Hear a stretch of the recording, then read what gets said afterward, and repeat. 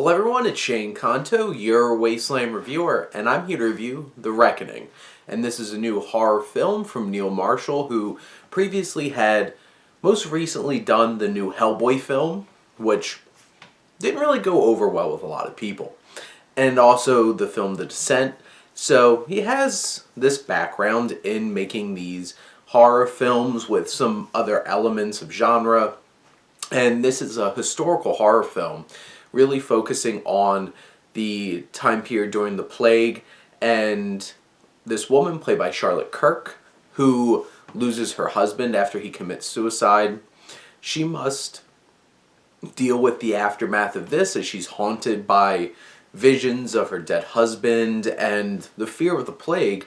But then her landlord, who's this really just horrible person played by, I believe, Stephen Waddington, and he sets some actions into motion that leads to this woman played by Charlotte Kirk being captured and imprisoned for being a witch. Because, of course, woman who pushes back on your advances is automatically a witch. Because that makes a lot of sense.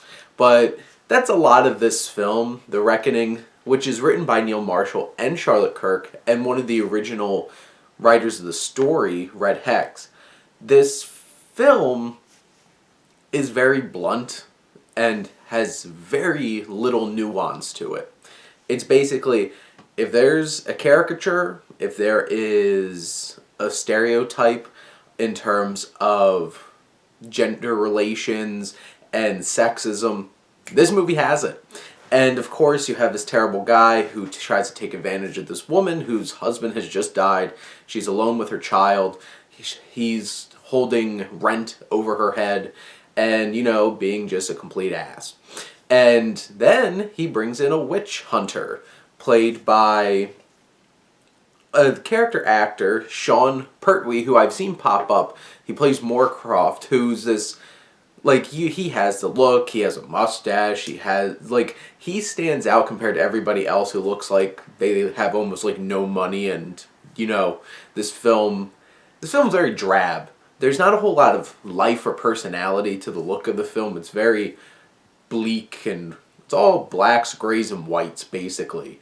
And you have this one character who comes in, and he's this famous witch hunter, and, he has a mustache. He doesn't quite twirl it, but figuratively, he does quite a few times. And he's exactly what you would expect. And you throw all of these ideas that you've seen in better films, like The Crucible, or anything else where they're like, she's a witch! And they do some horrible things.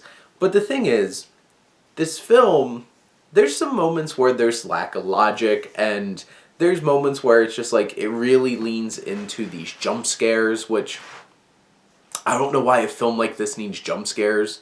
It's very atmospheric, or at least could have been very atmospheric. You could have built that tension, and there are scenes that feel atmospheric and building that suspense and tension, but then they blow off the tension by having a terrible jump scare.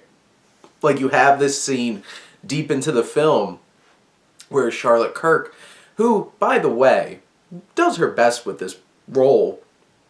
She doesn't get a whole lot. She has some baggage with the death of her mother who was burned at the stake, so she has these feelings towards this witch hunter and everything. Obviously not positive feelings towards this witch hunter, but you have her, she's slowly creeping towards a door, building tension, and then all of a sudden off the side of the screen somebody comes in and tackles her and is like, "Brah!" The music coming in, it's just did that really need to be obnoxious jump scare like that? Or you could have just built some tension. But that's the kind of film this is. It really leans into those jump scares, the obnoxious music moments that just are really cheap. And of course, if you blast loud music, you're gonna get a scare, or at least grab somebody's attention.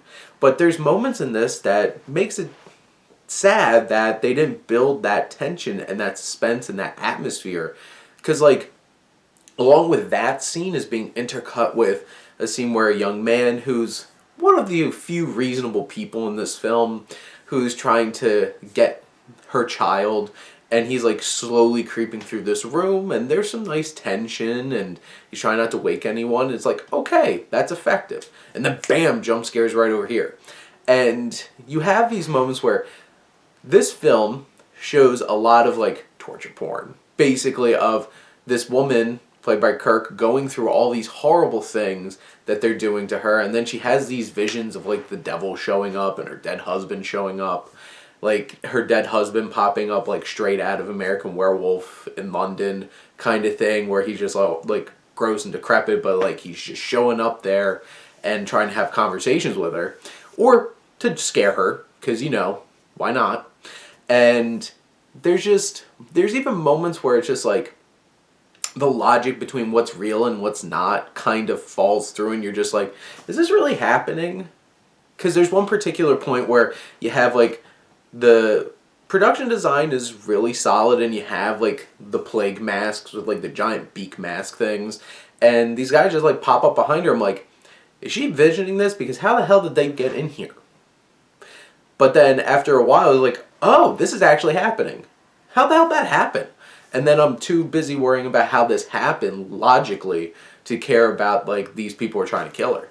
And, like, she gets stabbed in the hand, and she no-sells it. She, like, John Cena's it. Like, she takes a finisher, takes a sword right through the hand and, like, makes no sound at all. And you're just like, either she's really tough, which the film does set that up, and that's one of the positives of the film. Like, she is a strong woman, she has a strong will, and she has her, like, hero-type moment at the very end, which feels a little out of place in this movie. But, like, at least it ends on, like, a bit of a triumphant way, and at least got me a little bit excited into the movie. Because up to this point, it feels... This is, like, almost 2-hour film. It's like an hour and 52 minutes. And it's just drab and slow. And really the only things that bring any life into it is you have Kirk's performance, and you have the score, which, great organ work, love me some organ and scores, but like, that builds up some tension, it builds up some emotion in the film, but otherwise, like, this doesn't look great. And there's one particular, like, side plot with, like, a friend of hers who's trying to stand up to her husband, and, like, there's a moment where they get into a confrontation, and this horrible practical effects moment that feels out of place in this film because this feels so like dark and serious, and then they have a really cheesy effects moment, and you're just like,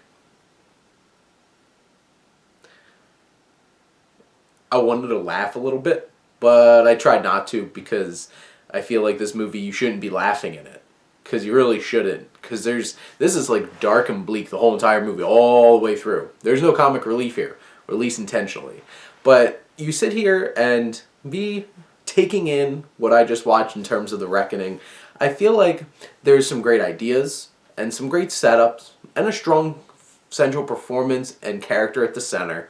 And it just felt like so much of this film just leaned on just stereotypes and didn't really have a whole lot of depth to it, and really didn't earn that like heroic finale of this film, because it spent so much of the time wasting our attention on cheesy jump scares. But those are my thoughts on The Reckoning. Let me know what you think, and let's talk some movies. But thank you as always for tuning in and supporting your Wasteland reviewer.